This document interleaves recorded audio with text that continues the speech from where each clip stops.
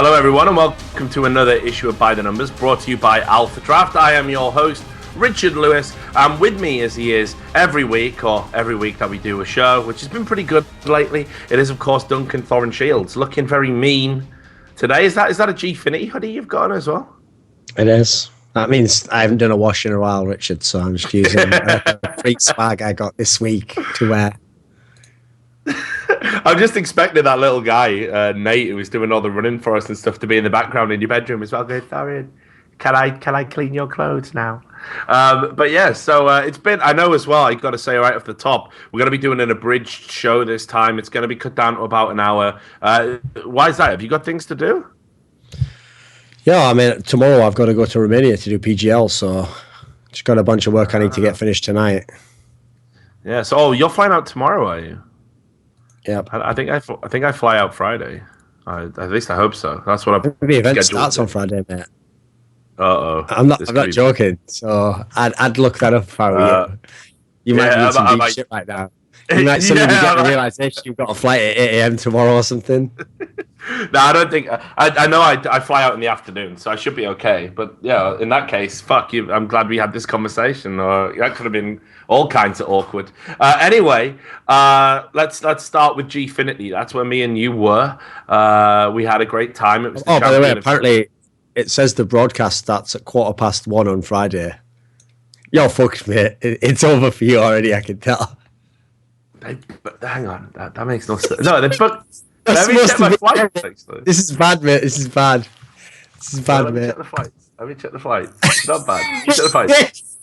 This would be even better if I hadn't have told you your flight's like tomorrow at 9 a.m. You just wake up on Friday like, all right, boys, when am I flying out? It's like, where are you? Yeah, that would have been. Yeah, fuck it. Let me see. So what? So yeah, it is the first tomorrow. Yeah, sorry, I just misread the ticket. So yeah, I am flying out tomorrow, but I'm not flying out until.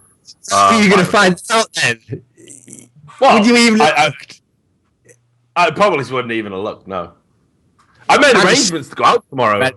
I just saved PGL completely right now. Pay me. So yeah, it's been a busy time for me. I'm not used to doing all these events. You know what I mean? Like I'm not usually in Desire. You do all. People don't want me. I'm not in Vogue. So, oh yeah. So yeah, I'm good. We're gonna go there. We're gonna do PGL. It's gonna be amazing. Hey. So let's talk about another event we did that was also almost a disaster. Probably, I don't know, it wasn't. No, not from our, we carried it, we're great. But the Gfinity Champion of Champions. It was a great event. I thought we had some amazing Counterstrike, the best of 5 format, really threw up some exciting matches, although I don't think the players were completely on board with it. I don't think some of them thought it was a good format for semi-finals. Which we'll probably talk about a little bit. But overall, I thought the event was really, really good, especially coming hot off the heels of DreamHack London. So let's start with sort of the first thing we saw, which was, of course, was NIP putting up a fight against Fnatic, but eventually being overcome. Now, a lot of people have theorized that this could be NIP's last hurrah. That was certainly what we heard coming into it. Now people are sort of backtracking and they're saying, well, they could be going to the major now with that lineup, which I would find astounding if that's absolutely true, given all the speculation about the changes that have been made. But let's just talk about what we saw in game. You're one of NIP's biggest critics. They gave a good account of themselves, didn't they?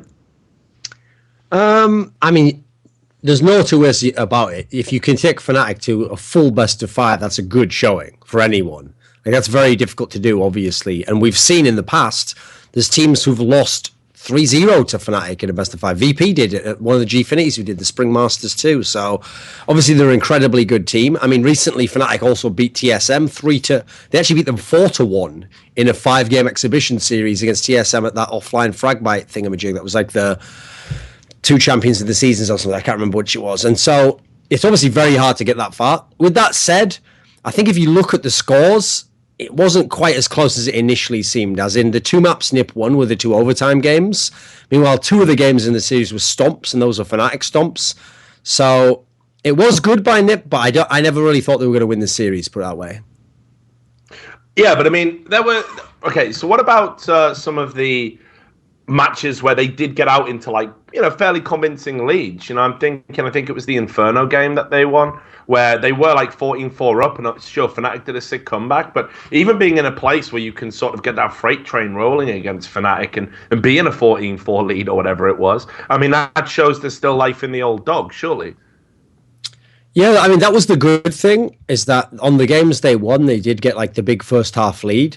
I mean, admittedly, they didn't close out that well. That was one of the problems they had. Like, in fact, one of the interesting things about this tournament was it seemed like Fnatic, even though they themselves came within one game of winning the tournament, it's like they kind of worked their way into the narrative we were building that they're not really at their peak form right now, because they didn't play that well. It just seemed like they won a billion clutch rounds. Like that part of the game they really shined in. It's like they weren't really fragging super duper well, but they consistently were able to just get into the like tight situations where it's not so much just about pure fragging and make like good decisions, team play, etc. Unfortunately, in this series, in the first one, the Fnatic Nip one, you saw that like, I mean, there's no two ways about it. Like, Friberg kind of fucked Nip on that series because I think he ended up with 60-something kills over 5 maps. So, yeah. I mean, yeah, he's an entry fragger, blah, blah, blah. But you can't be putting up that few frags, if you're going to play against one of the best teams. There was some maps as well where, I mean, the amount, I think it was on Train where he went like, was it like 2 for 12 at one point or something? It was terrible. Just like, yeah, I look. So we obviously know and work with Anders, and dare I say, we love Anders.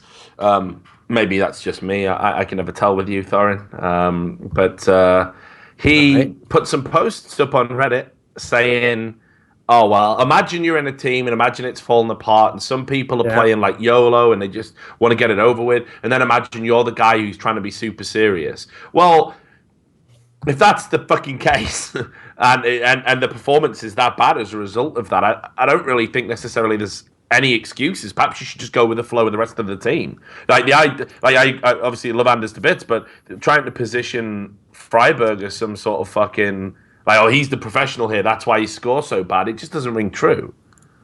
No, that's just some fuckery by Anders. Like, let's face it, that's just he's friends with Friberg, or he likes Friberg, and he doesn't want people to be too critical of him. But that's kind of bullshit, mate. Like, when people perform really badly, you have to call out they did really badly. No one's saying, and therefore he's an inferior human being who has no soul. No, we're just like, you played poorly in a fucking Counterstrike match. You don't have to make up all excuses as to why. Put it this way. You'd never go the other way, and when someone has a godlike performance, go, well, maybe his team just made him look good there, and actually, maybe he was a bit lucky on these. You'd never go the other way, would you? So you got to be even-handed with it, I mean, at the end of the day, you'll see it later on, I'm sure, as we discuss it.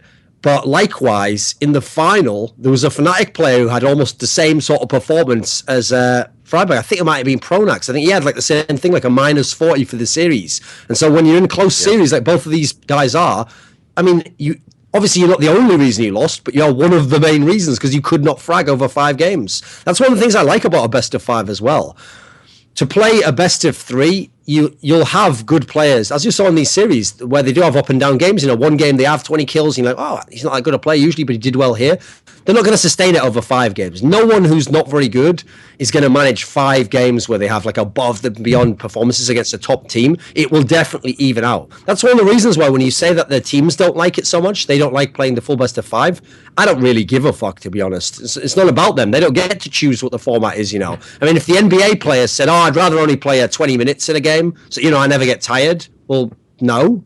You're supposed to get tired, mate. We're supposed to see who can't handle the pace of the game in the last quarter, and then it's really strenuous. But as a result, we get the best Counter-Strike we can. I mean, it's not like we're going the other way and saying, have a best of 10. Yeah, that's where you can objectively be like, yeah, it's too much, But I thought it was really good to have a best of 5 like this. Yeah, I mean, look, I definitely enjoyed it, and I thought this was one of the best tournaments I've seen all year, just in terms of the level that was being played. But you're not sympathetic at all to be like, oh well, it's a grueling format for the format's sake. That we win our map, they win theirs, we win ours, they win theirs, and then we go to a map that neither of us really wanted to play for some sort of decider, and it makes it a bit random. That was some of the arguments that were being presented by players at the event. No, because actually, in a way, I liked that. Like, here's the problem here. is that I think it was deceptive. Like, I don't think it was full 5-map series just because of the format. I think this was actually a really weird anomaly, because if you think back in CS history, I don't think I've ever seen a best of 5 on LAN that was all 5 games. I don't think it's ever happened. It was nearly always 3-0 or 3-1. So the real reason why I think it was 3-2 in all these series. Remember, we only had 3 at the end of the day. It's not like there was 10 of them and they're all 3-2. I'll summarize it like this. Fnatic versus NiP. Fnatic wasn't exactly at some super high level anyway. So in terms of actual fragging, fairly even series overall, except for Friberg. He was the sore thumb there. But Fnatic had the clutch factor, and overall, it felt like they were always a little bit ahead enough that they were going to win the series. So I don't think they were fully like pushed to the limit there. VP EnVyUs was just a fantastic series with 2 of the best teams in the world. That one's fine. Nothing to complain about there. And then the final, Fnatic EnVyUs. I don't think Fnatic were actually quite at EnVyUs' level in terms of fragging. But again, they kind of knew how to close rounds out and that's what cleared up the disparity, what bridged the gap, as it were. So I think if say that you had a normal tournament where you had the top 12 teams in the world and they all played best of 5s, I think there'd be very few 3-2s. I think actually this format would mean that you'd get tons of 3-1s, because usually when you play the first 4 maps, because of the pick ban system, it's very rare that teams have a map pool that goes more than about 3 or 4, depending on each team. So as a result, yeah, you might get like one map that you're sure to win on, but odds are one of the other ones that would be your map as well would be like 50-50 to the other team, or 60, they might even have a slight edge. And so I think in this case, the big problem here is that you had Fnatic playing, and Fnatic have the deepest map pool, so they can go 5 maps with anyone. And then teams like EnVyUs, and I think EnVyUs really showed us at this tournament how deep their map pool was, which we never knew before. And remember, we wouldn't know now if we hadn't had a best of 5 tournament, because they'd only be playing the same 3 maps every time still. So I think actually the format proved its own merits in the matches, you know. Yeah, well, I agree. I mean, they all went the distance. They all went to the maps, and indeed, sort of the final itself disproved the theory that was being put out by some of the players that you're going to win your maps and then just play a decider on a map no one wants to play. Actually, they were taking maps off each other in that final, and I thought it was pretty good. So, anyway. I like the format. I think obviously time constraints are an issue. Like, I wouldn't want to see players having to do like 2 best of 5s in one day, for example. I think that might be a bit too much, a little bit too grueling. But obviously, the way the formats work, you can see people do 3 best of 3s. Obviously, that can work out to a lot less maps if you're steamrolling people. But I'd rather it was just best of 5 for the final, you know. I mean, in this tournament, it's worth doing it for the semis because it was just a specialist tournament. You know, it was only the champions playing each other, and the idea was. Here's what's clever about the format of this tournament, because in theory they had 4 teams that are like all champions. Obviously, NiP, this lineup isn't a champion, but we know the prestige, the heritage that they are champion players. The concept of this tournament, essentially, I don't think they formalized it like this, but this is how I thought of it was exactly what Lycan said on day one. It's like by taking 4 teams who normally would be in finals and having a tournament with only those 4, making it all best of 5, essentially you can't lose. You just get 3 finals. Instead of having 2 best of 3s and then hoping, I hope these 2 teams make it so we can see them in a best of 5. You just get to see all 3 finals. And so it was like 3 mini finals to me. Yeah, it was. And, I thought they were all, all good. Final really delivered. But I don't know. I kind of agreed with what you're saying, that players shouldn't be able to really pick the format. Like, their feelings shouldn't come into it. But obviously we do want formats that work, and I certainly wouldn't want best of 5s for like semi-finals in mainstream tournaments in the future. I think best of 3s in the money. We want best of 3 in the groups. We want best of 3, obviously, right the way through to a final, which should be a best of 5 between the 2 best teams. I think that's like the optimal way to play the game and format. Now, just rewinding and getting back to the Friberg issue, because we kind of jumped ahead a bit. And now, obviously, Friberg has had these, like, a string of poor performances, I think it's safe to say. And, he hasn't looked like the player that he once did when he was in NIP. We've had lots of talk about NIP players moving, players coming into NIP. And in all of this, Friberg's kind of become the sort of unknown quantity. Like, nobody knows where he's going to be. Nobody knows what he's going to be doing. So what do you think the future for Friberg is? Like, are these performances publicly, like, really harming his ability to get into top teams? Do you think he'll ever be in a top team again?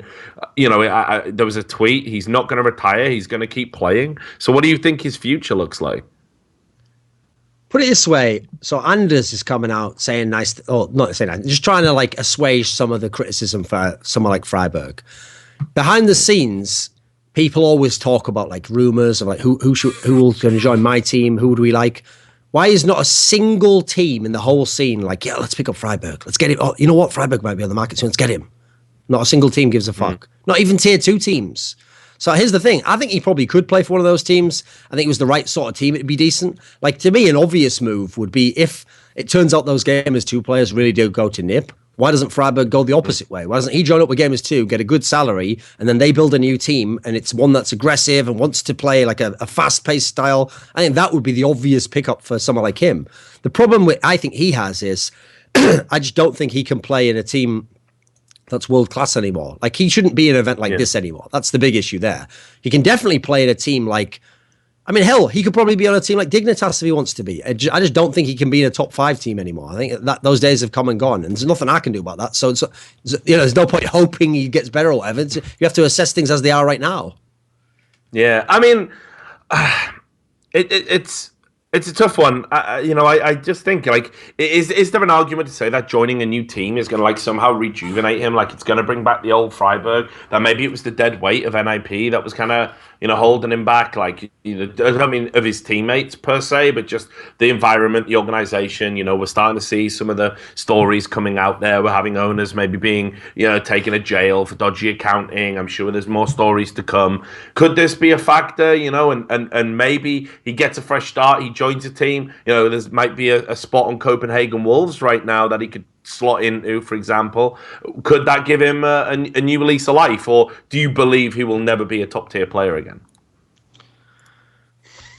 The thing is, I never know. One thing I don't usually do is I never really talk to players about how much they play or how much they're like motivated and all that sort of thing, because in general, I think players are I always describe it like this. Esports players are really superstitious in a way that is absolutely ridiculous, even for a Westerner especially. As in, if they do badly at a certain point for a few months, they'll be like, yeah, I wasn't playing so much. And then when they're doing really well, they'll be like, yeah, I was really dedicated and playing a lot there. And yeah, obviously, as a general trend, the less you play, in theory, the less well you're going to do. But I think if they were being honest, they'd realize they got the cart before the horse there. You were playing less because you were playing like shit. You were doing really badly. Therefore, you were way less motivated and you thought, oh, there's no point practicing, So the real question for someone like Friberg, I think, is more like, is he willing to start at nothing and work his way back up again? And that's where, for someone like him, who's played a long time in his career, I mean, unless they really are like emphatic and enthusiastic, like, I'm so determined to make it back to the top.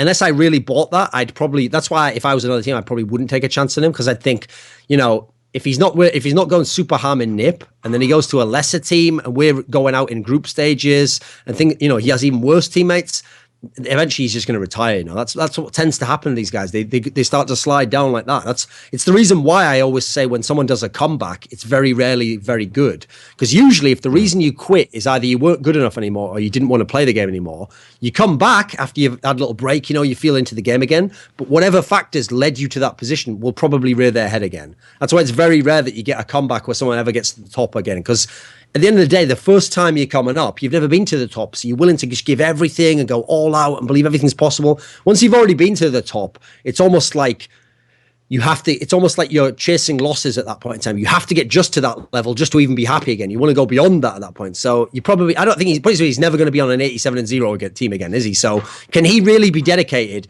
put all his heart and soul into just finishing like 5th to 8th in a tournament? I can't answer that question. I would guess no, because I don't think most people would be. So that's why if it's up to me, I'd say just join a team where you chill a bit, you play. That's why if it's a G2 type team, you don't have to be super good at every event. You have some maps that work, you have some that don't, and you're like, oh, we'll get them next time. But I don't think you're ever going to be super competitive and win titles again. I'm inclined to agree. I've seen the sort of drop off in Adam, and it is quite pronounced. Like, I remember, as I said, back when he first started playing the game, there was no doubt he was one of the best players. There was a handful of players that were on another level to everybody else that had embraced the game. Get Right was one, Friberg was one, Taz was one. These people were literally playing the game at a much higher level to everybody else. And meanwhile, other players were struggling to really find their feet in CSGO. back when all the pros were kind of just mixing and playing with each other, when the scene was a bit more loose, everybody said the same thing. You've got to get Friberg or you lose. If you don't have Friberg on your team, you will lose this mix every time. Everybody was convinced he must be cheating or something, and of course he went on to prove that he was just an unstoppable force for an IP. Now you compare that to now, it's kind of sad. So I definitely want him to get back on the horse, so to speak. But for me, I think it's got to be with another team, another environment. I don't know who that would be. I think there's going to be options coming up real soon, especially after a major, when you can expect fucking roster mania. I think we're going to get to that stage like Dota 2, where we have a fucking crazy roster shuffle after a major. So whatever he does, I wish him all the best. But I got to be honest, I'm inclined to believe that maybe his best days are behind him. Sad to say. Anyway, we'll talk about the other semi-final, which of course was Virtus.Pro versus EnVyUs. Virtus.Pro in a good run of form at the moment, obviously having that win at the ESL Dubai over TSM. Looking very rejuvenated in their own way, and Neo now kind of AWPing, and they seem to be doing a lot of things differently to how they've done in the past. Everybody seems to be bringing something to the table, and that series against EnVyUs was just great. It had some amazing maps in it. What did you make of the Virtus.Pro here? Because obviously a lot of people picked them to maybe win the whole event. I think a lot of people wanted to see Fnatic versus Virtus.Pro in the final, but in the end, they were unable to beat EnVyUs, who went on to win the whole thing. So did they still look like a Virtus.Pro that's going to go out there and be a potential to win events, or is this another sort of mini slump that they're dropping into? I think Virtus.Pro was fine. Obviously, they had chances in the EnVyUs series, mainly in the first three maps. Like EnVyUs kind of, in most of the series, got stronger at the very, very end of the series. The big problem I noticed for Virtus.Pro, and Neo even told me as much himself, is that Neo played really badly in this series. Like, that was one of the changes they'd made that had made them a really top team again. When they'd won CEVO, and then they'd done well at the major, and then obviously they won Dubai, was they'd made this switch with Neo becoming the primary AWPer. He had a really poor time at this tournament here. I don't know if that's just because he's facing Kenny S. That's the only player he played against. But he played really poorly in the series. And when you consider how close the series was overall, that's going to be a deciding factor right there. I still don't think it's like this doesn't make me write off Virtus.Pro and go, okay, right now, maybe EnVyUs beats them every time or whatever. That's a matchup I'd really like to see again. I'd like to see EnVyUs versus VP. I mean, it'd definitely be fun in just a best of three. In a best of three, I think both teams can definitely win that. Maybe in a best of five, maybe we are going to edge it to EnVyUs, but unfortunately, I think Neo was the deciding factor there. And that's kind of, I can't really say it's totally unexpected, because if anything, it's the other way around. I was so surprised how well that change worked early on. And I was like, wow, if this really works, then he's going to suddenly be like one of the best AWPers, whereas we never even thought of him as one of the best players. So basically, I want to see over the next couple of events. It's not Virtus.Pro as a team as much. I want to see if Neo's like leveled off there. If you just had a couple of good tournaments, now people have figured out how to play him, and it's going to level off a bit more, or whether this was the blip and he goes back to being pretty good, and then again, they're a team that can win big titles. Yeah, I hope, again, like Neo can keep it running, because it seems so integral to what they were doing. And we all knew that, Pasha, while he was kind of like an aggressive AWPer, I think it's fair to describe him as inconsistent. And clearly the team seems to be doing a lot better now. They've put a rifle in his hand and are playing him in some positions where there's not that weight of expectation on him. And on top of that, I want to say I thought Snax was absolute fucking godlike again. Like, clearly he's proven that his performance in Dubai wasn't just like an aberration, wasn't just like some one-off. I mean, he is someone that's approaching absolute, real godlike consistent status again, which he needed to do because he had this crazy slump. And I guess actually, I'll link it back to the Friberg conversation. What's the difference between a player like him having a slump where he's actually like dead weight on the scoreboard to Friberg? Is it just the length of time that it's been a factor for? The thing is, with Snax, his rise again in terms of peak form does seem to have come with the Neo move. It seems like the two were connected. Like, somehow that's, I'm not sure if they changed any positions, but it almost feels like that changed up his game somehow. Maybe like changing the roles around a little bit elsewhere. There's also then just form in terms of like, yeah, you just have stretches where you play well, stretches where you play poorly. The problem is, when the fuck was the last time Friberg played well? Like, the difference is, okay, yes, Snax had a couple of tournaments that were bad.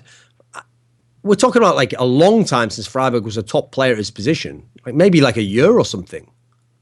Yeah, maybe, but there have been tournaments where he's not been as obviously. Yeah, but that's basically that's the short explanation, Rich. The difference is Snacks had 3 months that were bad. Friberg had a third of his career in CSGO that was bad. There's a bit different there. One of them's like, I'm having a slump. The other one's like, oh, when did it start? 1989. Yeah, that's like, maybe he's not any good anymore, mate. All right. Well, I definitely think Snacks is going to be a force to be reckoned with for some time, and I think that's going to carry on with Virtus.Pro. But let's get let's get talking about the real deal, and that is EnVyUs going up against Fnatic. Obviously, EnVyUs won it. They in fine fashion, and they won it against a Fnatic that weren't particularly malfunctioning. They won it against a Fnatic that had some ridiculous godlike moments again, still pulling out those miracles. In particular, Flusher just clutching for fun. Olaf Meister when he wanted to turn it on, which he was traditionally sort of doing in the last 2 maps of a series when Fnatic needed it the most, he would just pull it out the bag and go absolutely ham. Meanwhile, EnVyUs fucking showed what they're all about. They schooled Fnatic on a map that we all thought Fnatic might be the best team in the world in on Cobblestone. I guess we now have to give that accolade over to EnVyUs. One of the best finals I've seen in a long, long time. Went past even EnVyUs beating TSM, which was super entertaining and back and forth. The best of 5 really added to it. So my question to you, first of all, is EnVyUs winning it, best team on the day, no doubt about it. They were 2-0 up, Fnatic battled back, and then they managed to hold their nerve on cash and win. Are we starting to get into the territory now where you're going to believe what I'm preaching, that EnVyUs can be the #1 team in the world? I think they can be. It's whether they will be. Like right now, I still wouldn't put my money that they will be. I mean, even this series here had some interesting little wrinkles to it that weren't actually that convincing. Like, for example, when EnVyUs were up 2-0, okay, Train, there's nothing they could do about that. That was obviously a map that they'd played once ever in competition. I don't expect you to win that map there. Obviously, Fnatic is versed on Train and they're a good CT side team, so I think that one was fine to lose.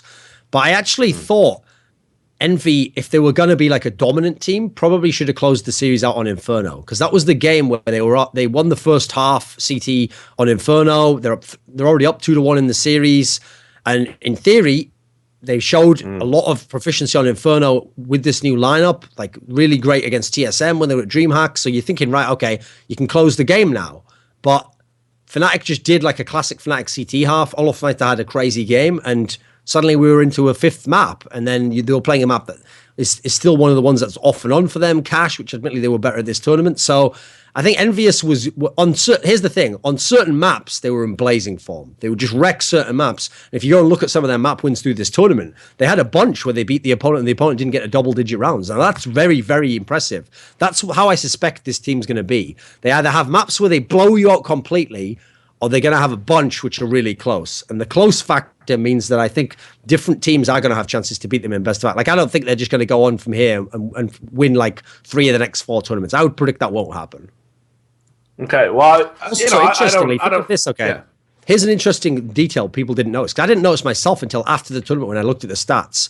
So when you watched the game, one of the things about EnVyUs was, as an overall team, they clearly fragged better than anyone in this whole tournament. As in, 1 to 5, everyone was guaranteed to be getting like 70, 80 kills in each best of 5. But amazingly, the guy with the most kills in the final was actually Olaf Meister. He had 108 kills, and Happy or someone had like 104 or something, whoever it was on their team. So amazingly, the most frags actually came from on Fnatic's side in terms of one player. But when you watched the games, it didn't feel like Fnatic's fragging really well, because EnVyUs as a team, the sheer amount of frags they could put up across the board meant they were always ahead in that category. And so that was the big decider there for me, is that like, man 1 to 5, it's going to be very few teams who can just frag with EnVyUs. So in the games that they're on, they are going to be really hard. You're going to have to be a TSM type team that can go head to head with them. Otherwise, it's going to be tough. Like, Fnatic made it look like you can go head to head with them, but that's because, like I said, they were just like really good at closing rounds out. And then when they did have it's like every opportunity Fnatic got, they took almost. EnVyUs could afford to throw opportunities away because it was so good. And I actually think the key deciding factor in this best of 5 was JW. Like JW had a poor tournament. I think that guy's been in a slump for like 3 or 4 months now. Just because they're winning majors, don't make that think, oh, he must be in top form. Actually, he's been kind of being carried by most of the other players.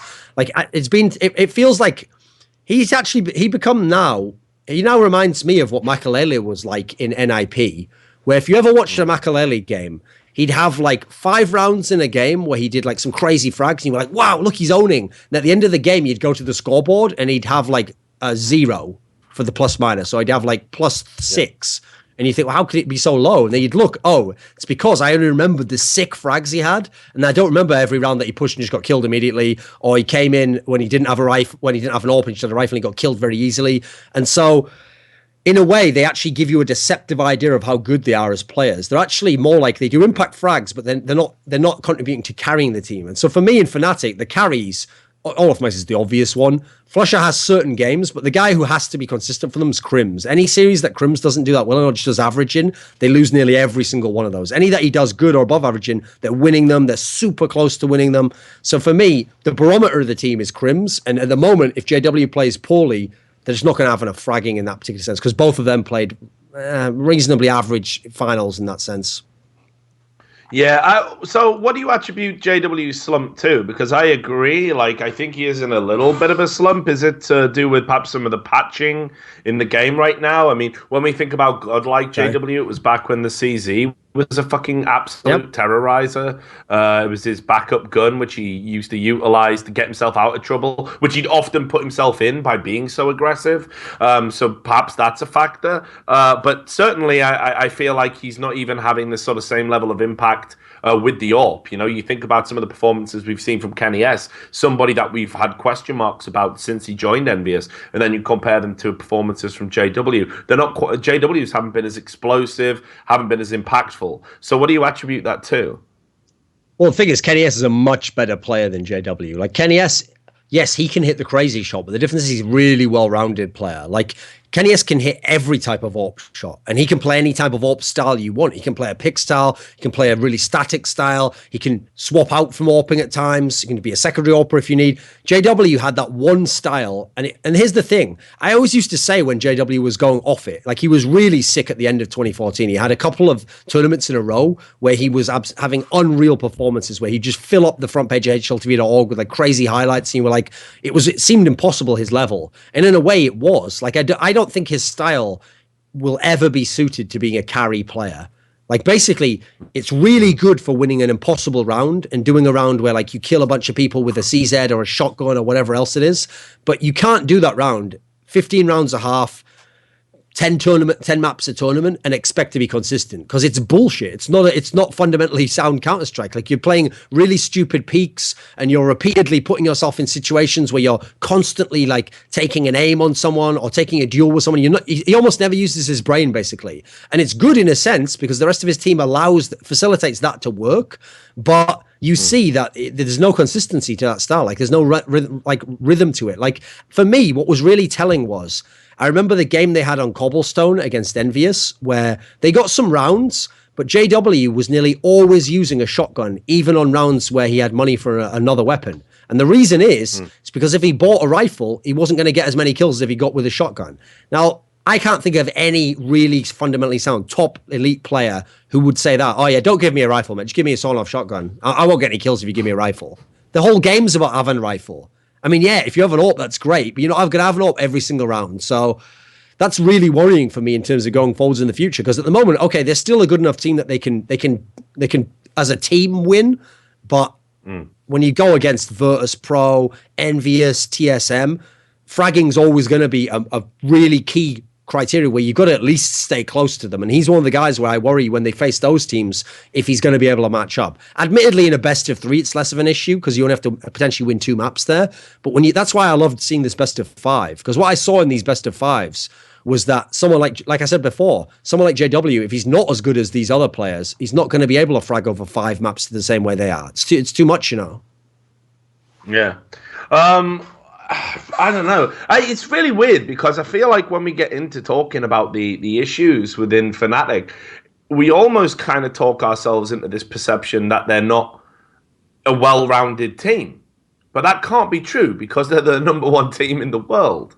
So we talk about, Pronax doesn't put up great scores and fragging ability. He's been making some sick clutches lately, but generally, if he's the last alive, you sort of would bank on him to lose the round. We've talked about Crims has had a sort of a little bit of a slump. We're talking about JW having a slump. Yeah, we're saying all of these things, and this is the team. I mean, certainly you do. You believe that this is the number one team in the world. So how is it they're making all of these issues kind of work? How are they working around like these sort of deficiencies? Well, that's the thing, is that when I look at the other teams out there, each of them have like key flaws of their own. The difference is those other teams I all just mentioned, they are all at the moment really sick in terms of player base. Like, you can't look at TSM, VP and EnVyUs and tell me that any of their players are like doing poorly at their role or are having slumps in terms of form. The only one that we picked out we just picked out Neo here, and that's the only tournament that he's had the big problem at, and it's the one where they didn't win the tournament, So you look at the others in general, and they've all got a really high level man for man. The difference in Fnatic is, at the moment, I think some of the players struggle or just aren't as good as they used to be before. But what they've really mastered is the how to win the game. Like they know which halves and how to play in a certain way. And it's almost like, in a weird way, I think they have a better team structure than those other teams. The other teams have better players. They have the better team structure. It's like, I'll give you an analogy, okay? I'll relate it to League of Legends. Yeah, do it. So in League of Legends right now, the World Championship is going to start in like 1 day or something, okay? And at the World Championship, it's actually very interesting this year because unlike every other year in League of Legends, you've got a situation where it's really the case that the Korean team might not win the tournament. Because actually, I think when you look at the Korean teams that are going this year, the Korean teams in general actually have less skilled players than the Chinese teams, because the Chinese teams bought the star players from Korea. So as a result, you've got this really weird split where some of the Chinese teams have much better players man for man, like in the overall roster looks much better. So these two teams, EDG and LGD, man 1 to 5, they have better players, star players at most positions. But the Korean team, the best Korean team, SK Telecom, have the best player. They have this guy Faker who's the best. And then the rest of the players, some of them are questionable, but the difference is they have the best player who they play around really well, and they know how to win the best. It's more like they take every opportunity and make the most of it. So they don't need as much firepower because what they have, they're going to like hone in and they're going to nail that one spot where they need to win the game. And if they get that edge, they're going to roll that into a win. And so in that way, Fnatic, I think, is comparable to that. So to me, to give the analogy, Fnatic's like the SK Telecom team who they've got Olofmeister, who can match anyone in terms of kills. And then the rest of the team is like, whatever opportunities we do get, we can make the most of. Whereas these teams like EnVyUs, VP, TSM, they're more like these Chinese teams where the rosters are fucking insane. And so they're always going to be incredibly hard to beat. But I don't know that their style is always as, basically their style isn't as well defined. So to me, that's the difference, is that Fnatic have the most well-defined style that they play to really, really well. Whereas actually teams like VP, sometimes they're a bit up and down, even in terms of how they're approaching the game, I think. Yeah. I want to talk about individual players. I wasn't going to bring this up on the show, but I think it's definitely worth talking about, and it did cause a lot of not controversy, but debate, shall we say. Obviously, our mutual associate Lurpis put out a 10 best CSGO players in the world on PCGamer. Did you see the list? Yeah. I'll have a look now. I think I can remember most of it. Yeah. So first of all, look, I'll say this off the bat. Like, no one's ever going to agree with the top 10 list, pretty much. Like, yeah, I think whenever you list things, it's always going to be problematic for some people who have their own perceptions and own ideas. And I would say anything that's done without some sort of measurement, a mathematical metric of some sort, it's opinion-based, and obviously people are going to disagree. And I would even go so far as to say I don't even think there is a specific metric, a measurement you could use to say one player is necessarily better than the other. Do you go on KPD? If you do that, then obviously that doesn't tell the full story. Like, Counterstrike's got so much nuance to it that numbers, doing it by the numbers, so to speak, isn't going to tell the full story. So that's all just a caveat, just to start the discussion. So with all of that said, what did you think of the list? Did you agree with it? I think it's a good list. I mean, obviously, I'd have some names differently, but I would have nearly all of these players. In fact, probably almost every player like this would be on my list somewhere. It's just what order I'd have them in. The thing I noticed about a lot of the criticism, because actually I think in general, at least the actual comments that were posted, obviously you get people who upvote an article and they don't put comment at all, so maybe they agree and they just think, well, no point in saying anything, I agree. A lot of the comments seem to be people saying, like, you know, like they disagreed, and sometimes emphatically, like, you know, what are you talking about? I noticed most of the comments where people disagreed, they either did the classic thing where they just said, you're wrong. And that's it. That's it. You haven't said anything there, mate. Why am I wrong? What is your opinion? And now go forward and explain the merits of your opinion. You know, like you can't just say, "Oh no, actually, Guardian's better than that guy." Well, you got to give me the reasons. It's in the reasons that we're going to get the interesting part. You know, and the biggest problem I had in terms of the response to this article is that most people who were complaining about certain placings seem to be doing that classic thing where it's like they had the memory of a goldfish. So to them, they were like, "How could Kenny S be number 10? Yeah, that was the last the last tournament he had a good tournament, mate. And the last two tournaments he had a good tournament. He had months before that where he was really struggling, and then he came into EnVyUs and he was still finding his feet. When you're talking about best players in the world, you're not going to go on just the last tournament. It's got to be sort of like a bit like my top 10 list for teams. It's got to be like a 3-month spread or a 3 or 4 month spread. And so as a result, Kenny S being number 10 seems harsh until you think back to where he was at the beginning of the EnVyUs period. Likewise, okay, it's easy to go now. Oh, Skadoodle, Cloud9's been getting wrecked in tournaments. Yeah, in the last couple of tournaments. Again, same scenario there. So I think most of the players here, their overall form over the last 3 to 6 months has been more than good enough to warrant placing in a list like this. And then it just comes down to stuff like, how do you consider their recent tournaments to impact it? So another good example was people were really shocked that Flusher is below Crims. But you go back and watch the last 6 months of tournaments, man alive, Crims is so consistent. It's unreal. Like the guy just every game in, out, half after half after half. Meanwhile, Flusher, yeah, he does those crazy rounds, so they'll definitely stick in your mind. But he's not hard carrying Fnatic most times. He's had I think he had 2 tournaments where he was really good. This one and then the major. So I think in general, unfortunately, that's just a problem that Counterstrike especially has, which is people just bandwagon super hard over like really small data set. Like, for example, of course, Happy has to be like top 2 in everyone's list, right? Because he killed 5 people with a deagle. That makes you automatically top 5, right? Well, no, it doesn't really work that way, does it? That's why someone like Crims, it's beautiful that he's in this list because he doesn't have any fucking kills where he had 5 kills with a deagle. You know what he has? He has like 100 rounds where he killed 2 people and then you didn't see anything else and it wasn't a highlight. Yeah, it's true, and consistency is king. But just before I get into my thoughts about the top 10 and talking about it in general, I just want to go over some of the comments on PCGamer, and this is like what happens, I think, when I'm not going to denigrate casuals, but when casuals express their opinion, it can be pretty fucking goddamn funny. So I'll just read you some of the comments that I picked out. Where the fuck is Scream? And that's a great one right there, isn't it? Yeah, you like that one? And that isn't even a troll. Obviously, there was a few in there, like Kelly, you know, should be in there and stuff. They were trolls. Crim's 6th best player in world. Lots of lols. No Neo. That was fucking loads of exclamation marks. No, here's my favorite, Rich. I actually just scrolled down. This one's brilliant. I'd love someone explain to me again how the AWP is a skillful weapon. That's literally a bronze shitter who's been wrecked by some AWPs because he doesn't know how to fucking peek a guy outside on nuke. And he's like, AWP is noob gun. It's like, why don't you use it and wreck? I am more skilled than that. It's like unreal, isn't it? Like, why do people like that even comment on a fucking competitive gaming list? Right, there was a where the fuck is Friberg, but I'm just gonna put it this way: that's got to be a troll. Yeah, it's got to be trolling, yeah. Shroud, no Shroud. How can I agree with that list? There's one. Let me see. There was another good one right near the bottom. It was unreal. I got to find the exact comment for the comedy to work. Oh yeah, this reminds me as well, by the way.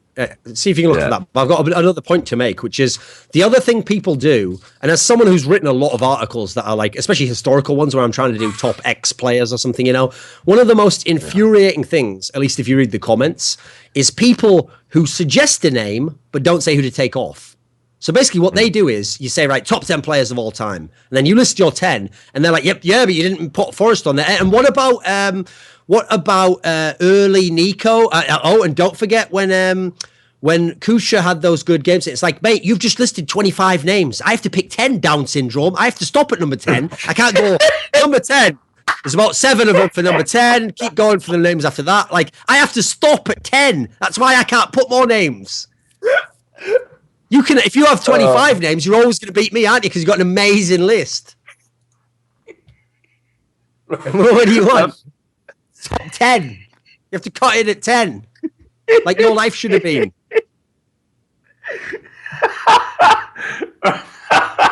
Oh, I'm fucked. That's a backstage conversation that just happened on stream. I found the comment. I found the fucking comment. You'll like this one. So wait, I mean no offense to the author by saying this, but where is Taz? That just hold on. Stay with me, Doug. Stay with me, brother. That guy has an incredible game sense and has efficiently. Oh my god! No, stay with me. And has efficiently routed his enemy so consistently that he should be in the top 10 without a second thought. I don't understand how he didn't make the cut. I mean, okay, you picked last 6 months, but how exactly did he fell in terms of performance? I don't want to be all nasty and pick on someone, but if anything, he should have at least been number 10 on this list. And yeah, basically removing this case, Kenny S. So there we go. There we go. Brilliant. What's great about that, Richard, is normally that sort of guy never puts that last sentence. And so it's much more infuriating because you're like, well, okay, even if you're the biggest Taz fan, you've got to explain to me now who you're taking off. Like, who are you going to take off, mate? Skadoodle? You think Taz is better than Skadoodle? The problem is normally they never say who they'd take off. What's genius is you don't even feel the need anymore to comment on his reply because at the end he goes, I think he is better than Kenny S. Okay, well, it's nice seeing you. Got to shoot off now. Listen, you take care of the kids. So yeah, that's unreal, isn't it? But look, why is Taz not on here? I watched him in interviews, and he is such a funny guy. Remember when he told crowd cheer for Fnatic? He should be at least number 7 for that. This is best player. Right, Taz wouldn't even put himself on the number 10 list. Let's be fucking real about it. If I said to Taz, do you belong in a fucking top 10? He wouldn't put himself on it. He would not be on it. He would even be on a list that was like top 3 players in Virtus.Pro. What do you want? Wait. So anyway, right? Like just to get back to the list, obviously Lopus doesn't like me, whatever. There was a few things that obviously stuck out at me, but I don't mind that too much. Like, obviously, I kind of felt as well, Flusher being down there. I think maybe overall I would have leapfrogged him above Crims, even taking into account a much broader data set, not the last 2 tournaments. But I think we can agree with the top 3. Is that unequivocal? Would you say Olaf number 1, Device number 2, Guardian number 3? Yeah, I don't think. So I think overall it was a good list, and I think the only big problem I probably had with it overall was I still think Get Right's a top 10 player. So the question is, who would I have from that list? That I might have taken off is maybe Simple. Here's the thing. I do think he's a top 10 player in the world. The problem for him is he's not really playing LAN tournaments that much. And so he hasn't really got the same, sample size against top teams. So here's the thing. It's one of those scenarios where even if you kind of in your soul know someone's guilty and you've seen enough circumstantial evidence to suggest they are, if you don't really have the smoking gun, as it were, compared to other players where for example on Flusher we have 50 games against top teams, it's harder to make the case there. So that one I think was more of a gut pick, a preference pick. So if someone wanted to remove that player, I wouldn't necessarily mind. The bigger problem is who would you put in? Maybe I would put Get Right in. That's not bad. Yeah, I think that. I agree with you. I think, look, we're talking about... I think we're talking about top 10 players. Look, Simple in terms of talent, but, what's he actually doing with himself right now? He's got an ESL ban. He can't compete at top-level events, so we never really get to gauge him anyway. Then he's not even in... I mean, the team he's in at the moment is kind of a joke. He's kind of, just... like obviously he's just joined Hellraisers. Sorry, I mean, but prior to that, he was in a joke team. Now, obviously, he's in Hellraisers. They've got some potential there, but again, we don't really know what they're going to achieve, what they're going to do. We still got to wait for 2016 for his ban to be lifted. I don't know. That's probably the player I'd make wait for. I think Geralt should have been in there because he's been the best thing about NIP consistently for like fuck knows how long, you know. So that was the only thing on the list I wanted to add. The other person I thought was debatable was, I mean, the problem again, every time we add someone, we have to figure out who the fuck we're taking off the list. So that's where it gets tough. The bigger issue for me, I think, is that there's 3 Fnatic players on the top 10, but there's only 1 from TSM. Like, I feel like that's one of the other ones where it might be debatable. Like, I think maybe, I mean, I guess the guess next I'd put on would probably be Cajun, but yeah, that's the thing.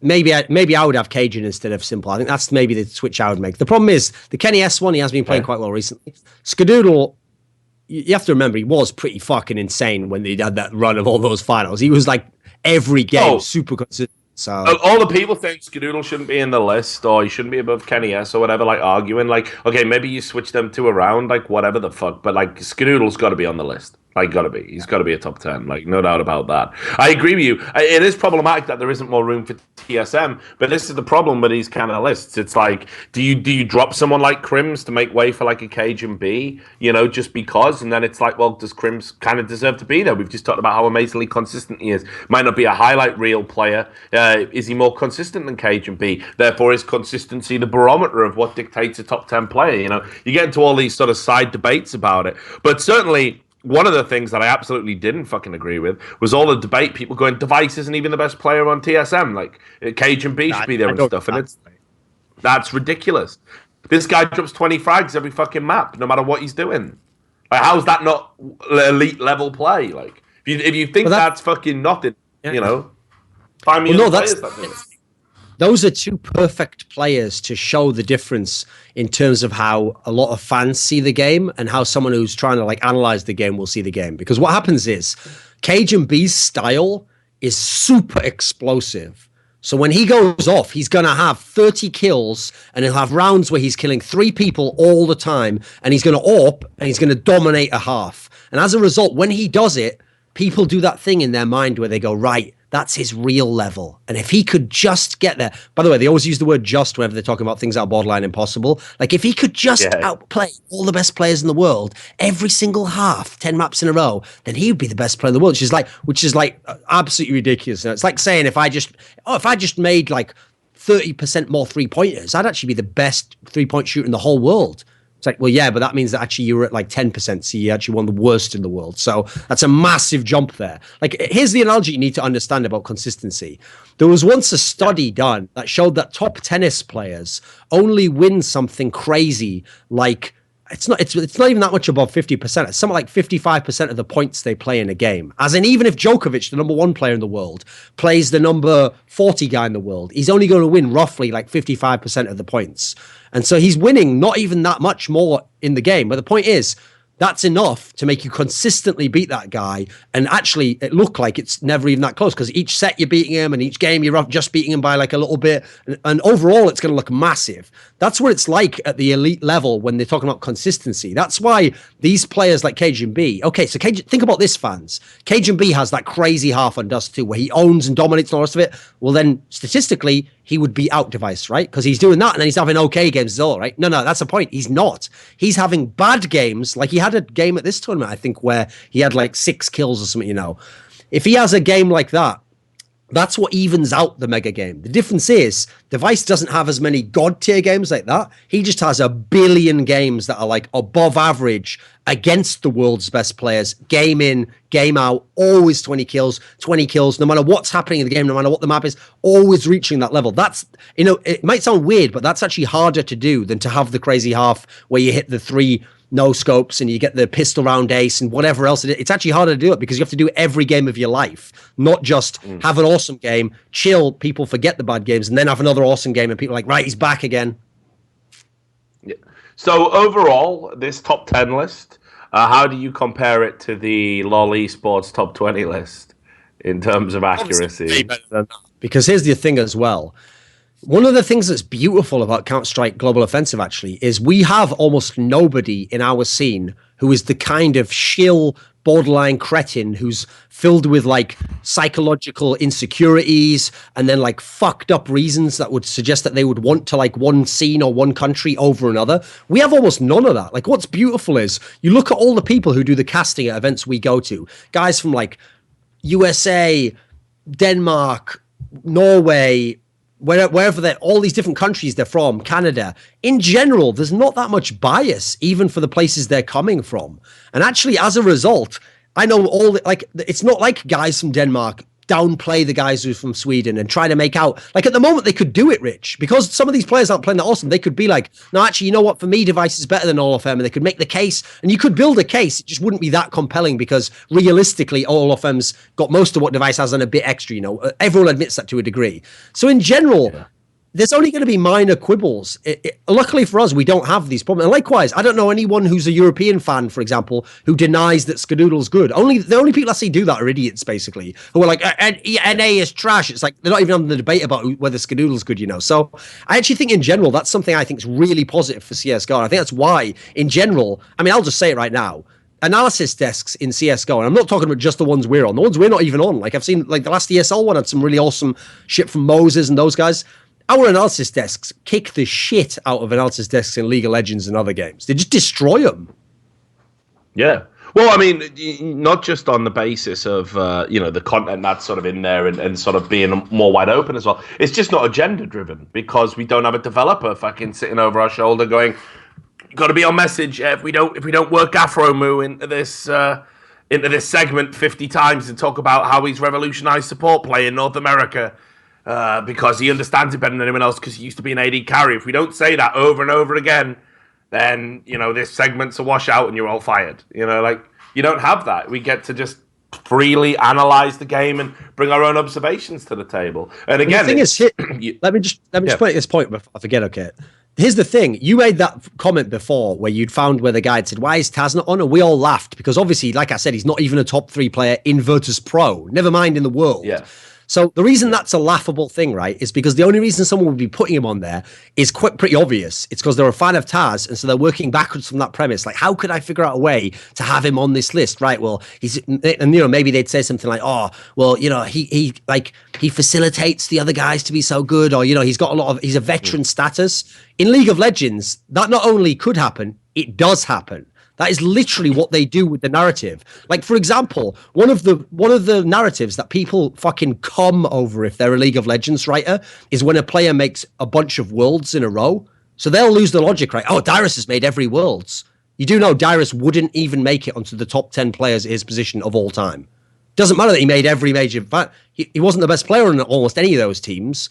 And so as a result, even though the narrative sounds cool, the narrative doesn't trump reality, There's guys who never made a Worlds who were gods at top lane, and they were just better players than Dyrus. So my point here is, in CSGO, that's what would happen if we had that kind of Riot world, unfortunately. People would be saying stuff like, right, well, Taz has been been on a team that's been winning majors every year since 2006. So they'd start rating stuff like imaginary stuff they can't know. Like, he must have incredible leadership. He must have trained those guys to be superstars. Like, he probably took Snacks and molded him. And you know what? Every time Snacks gets 3 kills, that's because Taz threw this flashbang earlier, and they just go to insane lengths, which would be really unfair actually to the players that you're kicking off the list. That's the big problem. It sounds like you're being a really nice guy. You're finding a way to sell this one story, but you're doing it at the expense of someone else that you're going to end up kicking off Guardian or whoever it is that you downplay. Yeah. And they're doing it because they want to basically appeal to a fan base, right? That, like, I think one of the great failings in that kind of, when you end up going down that road and you do things, is that you're actually lying to the fans that want to learn and want to have an informed opinion, and you're presenting a fallacy to them. You're presenting fictitious information. One of the good things about the desks we got in Counterstrike is I don't see a lot of sugarcoating going on. I think people are generally forthright in their opinions, and I think we do get into topics that actually matter. And I think anybody that watches, I don't know, say you watched 1 or 2 events in a row, 3 events, let's say, and we had the level of analysis desks that we're used to in CSGO. I think the people that watch and pay attention to those analysis desks will have a very you know, it may be cursory understanding, even if they were new to Counterstrike, a cursory understanding of the lay of the land, which players are better, which teams are better, you know, and it would be inarguable. They could then take that information to a public setting like social media and say, this player's good and he's been playing well and he's in form and this player's dipping, and it would all be right. It wouldn't be like the situation we've got with that League of Legends list at the moment, where it's like, new people are going, yeah, but Afro Moo should be on there. Everyone's going, no, you fucking idiot. Look at all these better players like that just aren't making the list. And of course, the best thing is we aren't going to have you know, one or two huge names, with the exception of like, okay, so take Get Right not being on there. It's like you said, Simple's got the raw talent to deserve to be in the top 10. Get Right's got the pedigree. But again, there's a case for both, right? There's people not making this League of Legends list that there just isn't a case for them not to be on there. So I'll commend Lurpis for at least putting that out there. It perhaps was a publication where I don't think it's the best fit for it. I think a sort of balanced like analysis of who the top 10 players are. I know PCGamer want to do more content, but I think that would belong more in a sort of hardcore audience. I think that's one of the reasons why it wasn't so well received. That and the fact that Flusher had just had a godlike performance at a tournament, which Lurpis can't foresee before he puts pen to paper. So I'm a little bit... Yeah, similarly with Kenny S. Like, Kenny S obviously played super well recently, whereas the last few months he wasn't at that level. So, yeah, it's always difficult. I mean, unfortunately, that's the one area where I've always thought the Counter-Strike community was just so fucking feckless. It's unreal. I know people troll now. Like, say... Okay, so let's say they have a game that Copenhagen Wolves win, and someone will make the thread, CW top 1, that's a joke now, that's a meme, that's to refer to something before. But the reason it still works is because people still do think that way. Like, people still think, like, Nip could... Here's the thing with a Nip fan, a really hardcore Nip fan, the sort of delusional one, not one who just loves the team and thinks they're awesome, but the kind who, like, it's built into his mind that it's like his pleasure center only can be triggered when Nip is the best team. And so he has to create a world in which that is constantly the one fact that can never be touched by reality. Nip could have 9 games in a row where they do really badly, and then on the 10th game where they win 16-12, go, what's up now, bitch? Nip number 1. Like, that's almost mental illness, I'm afraid. Like, at that point in time, you probably need some sort of carer, because you can't be allowed to vote on, like, social factors. Like, your vote can't go and counteract Professor Richard Dawkins' vote on, like, whether or not we should have death panels or something. I'm sorry, that cannot be allowed. There should be some kind of special facility set up for you where you have all the care you need and a balanced diet of vitamins, and you get a certain amount of exercise time, and you get all the Adam Sandler movies you can watch. Will the people that enforce this be wearing uniforms of any kind, Thorin? Yeah, nurses' uniforms. Excellent. See what I did there? I saved it, Rich. I saved it. I know. It's very good. I do worry sometimes about what we're getting into. Hey, I agree with you, but I would never say so because I'm a pussy. So let's do the final bit of news because we need to wrap up soon, right? Yeah. Okay, so we'll do the final piece. jkaem joining Gamers 2. Obviously, the replacement for Scream. We saw lots of chatter that maybe Gamers 2 players might be going to NIP. Scream even said, I suspect that players will join the organization. So far, it hasn't happened. We know there's been a bit of back and forth between the organizations on social media, so publicly and privately, I think it's safe to assume. Now, you lose a high-profile player like Scream, and as we revealed on this show, he became the most expensive Counter-Strike player in the world, being purchased for $150,000, which people denied and said I was making up, as per usual. Obviously, I just make these things up, Duncan. It's good fun. You notice how in the same scenario as that list, Rich, they never say, because here's the real facts. It actually was 78,000 euros, and it was done on the 12th of... No, all they do, Rich, is just go, that's not true. Oh, I have no information myself to put it forward, but that's just not true. So even better, Rich, my favorite is if a player says that's not true, they go, well, there we go, it's disproven. As though if basically, here's how CSGO fans are. So let's say someone came out and he'd done a study into the history of what the Canaanites were like in the Middle Eastern area that now is like Israel, you know. He'd done a study into the history and he was like, right, on the preliminary like archaeology we found and things we know about the culture in that area, we think that during this period of time they were doing this sort of a society, you know. And then Wayne Rooney just said, well, no, actually they weren't. And everyone's like, well, there we go. Wayne said it. Just like, well, what does he know? Well, how the fuck does he have any clue? What information's he giving you? None. He's Wayne Rooney. That's it. You just like him because he's a football player. He just bicycle kick and licks his own face like a downsy. Anyway. I don't know if he actually does lick his own face, but that's how I imagine. He looks like one of those people with a tongue that can just come out and lick his own face right down. Right. So here's what we're going to do. I'm going to give you a real-life football example. No one has to lick their face to do this. Hang on. Right. So anyone who follows football, in particular the Premier League, will know about the Fabian Delph saga. Now, he was like Aston Villa's best player, midfield powerhouse. Aston Villa were obviously playing shit. And he said, like, you know, that I'm going to stay with Aston Villa. He'd been linked with Man City. Apparently, he went and had a medical. Then it was like, oh, it's not going ahead. And he said, I'm glad, actually, because I want to just stay and stay with Aston Villa. And he publicly said there was no way I was going to bail out. I am here for the long run. Now, that was obviously on July the 10th. It was then later reported by everyone else saying that Fabian Delph has rejected Man City. He's going to stay at Aston Villa. He's chosen his career over money. We hear this quite a lot in Counterstrike as well. Then on the 14th of July, there was a bit of rumblings that maybe he was still going to go to Man City. The manager admitted that, yeah, actually, there was some interest. And then as it slowly developed, by the time it got to like the 17th of July, he had joined Manchester City. So a space of like 6 days. And he was publicly saying, I'm here for the long haul. I'm going to stay. It's an honor to be the captain. You know, I was never going to join Man City. I'm not all about the money. And boom, his move just happened. Hilariously, he got injured in his first appearance in a friendly and hasn't been able to, I think, and when he came on again, he got injured again. So for all the Villa fans, you know, people loving that. But this is why, like, in CSGO, everyone would be like, at that point, oh, well, that's it then. Delph's never going to leave. He didn't even have talks with City. What you want about newspapers? What do you want about BBC? Reporting all of this stuff. You're just a tabloid organisation, British Broadcasting Corporation. Fabian Delph would never lie to the Villa fans.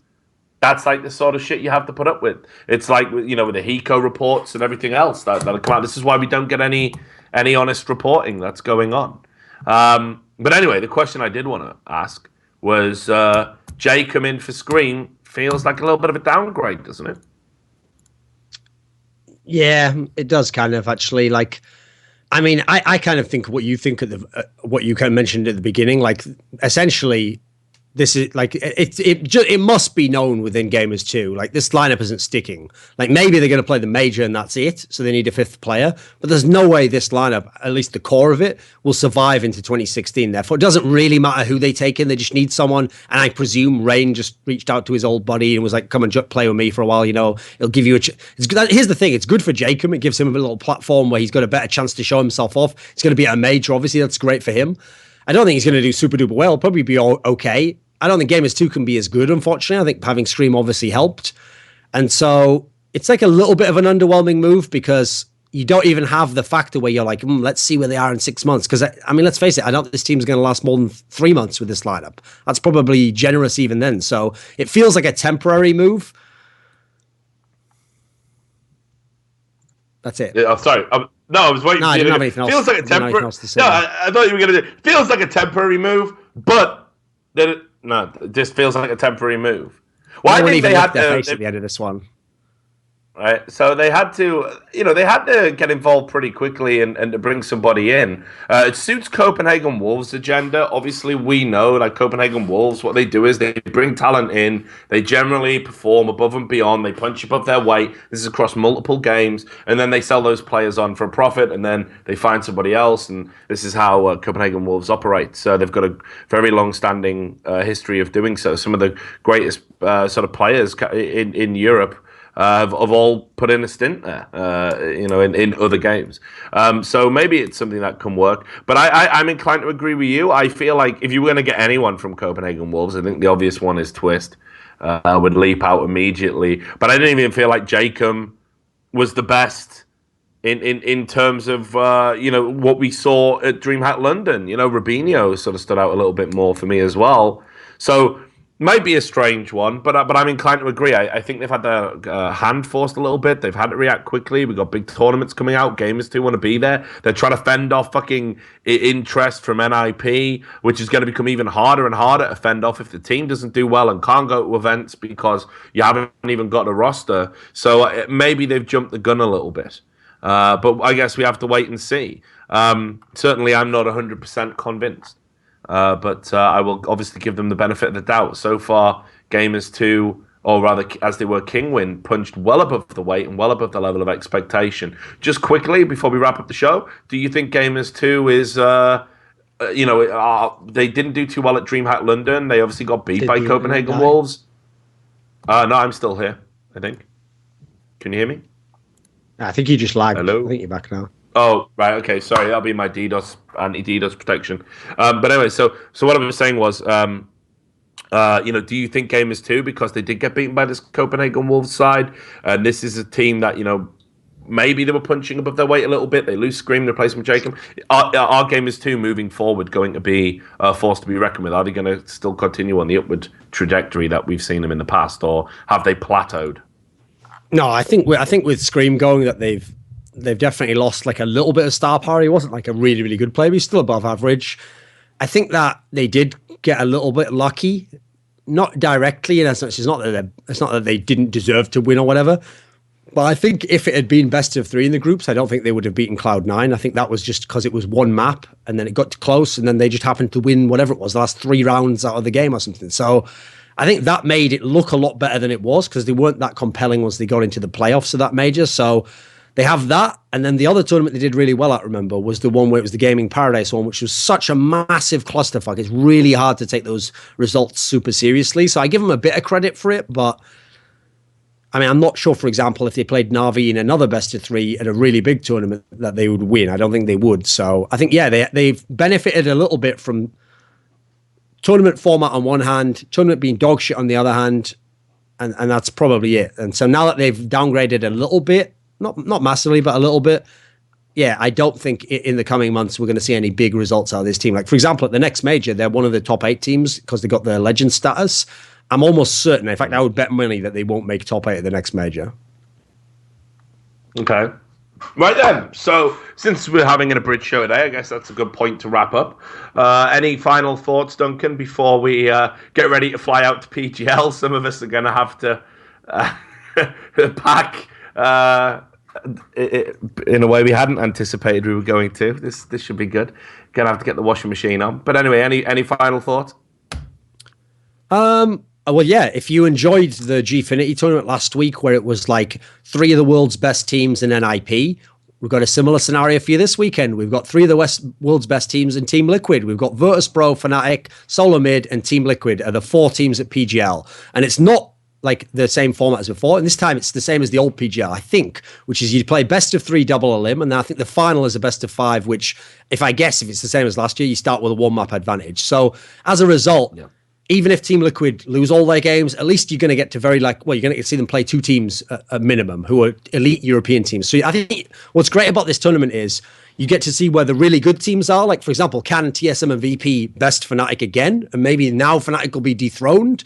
Can Team Liquid do anything against world-class teams online? Because, yeah, they've looked very much improved. They've been doing very well online. But these are like some of the best teams in the whole world. And so I think there's a lot of really compelling storylines here. The format, because it's double elim, means that we'll get to see a whole bunch of the different teams match up against each other and maybe even a rematch in the final. So I'm quite excited for it. I think this is one of the better tournaments that I've seen in quite a while. Yeah, I'm looking forward to it as well. So I will see you tomorrow. It turns out now. Thanks for letting me know, brother. That would have been really fucking awkward, by the way. Yeah. Like, can you imagine if we didn't do this show for any reason today? What would have happened?